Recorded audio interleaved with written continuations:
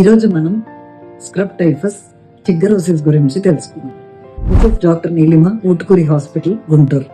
ఇది ఒక రికెట్సియల్ ఇన్ఫెక్షన్. ఇది ఓరియంషియా షుషుగామిషి అనే బ్యాక్టీరియా వల్ల వస్తుంది. ఇది మనకు ఎలా వస్తుంది అంటే టిక్ లార్వల్ బైట్ నుంచి వస్తుంది. ఈ టిక్ అంటే ఒక నల్లి లాంటిది అనమాట. అది కుట్టినప్పుడు మెయిన్ ఫీచర్ ఏంటంటే ఒక ఎష్కా, ఒక పొక్కులాగా వస్తుంది. అది మనం గమనించవచ్చు, గమనించకపోవచ్చు. ఇది ఒకరి నుంచి ఒకరికి వ్యాపించదు.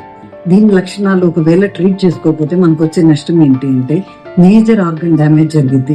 లివర్ డ్యామేజ్ కానీ, కిడ్నీ డ్యామేజ్ కానీ, లేదా బ్రెయిన్ డ్యామేజ్ కానీ జరగడానికి ఆస్కారం ఉంటుంది. అండ్ తాత్కాలికంగా డెఫ్నెస్ రావడానికి అవకాశం ఉంటుంది. మనం ఎలా గుర్తించవచ్చు అంటే ఎలిసా టెస్ట్ ఒకటి అండ్ PCR టెస్ట్ ద్వారా మనం గుర్తించవచ్చు. ఇది మనకు రాకుండా మనం ఎలా కాపాడుకోవాలి అంటే ఇంటి చుట్టూ ఖాళీ స్థలాలు, పిచ్చి మొక్కలు ఉన్నా, ఇంట్లో గార్డెన్ ఉన్నా, పొలాలలోకి వెళ్తున్నా కాస్త చెప్పులు వేసుకొని వెళ్ళడం, తర్వాత ఫుల్ క్లోతింగ్ వేసుకోవడం, మనల్ని మనం ప్రొటెక్ట్ చేసుకోవచ్చు. ఇది కుట్టిన తర్వాత ఒక 1 to 3 weeks మధ్యలో దీని సింటమ్స్ వస్తాయి.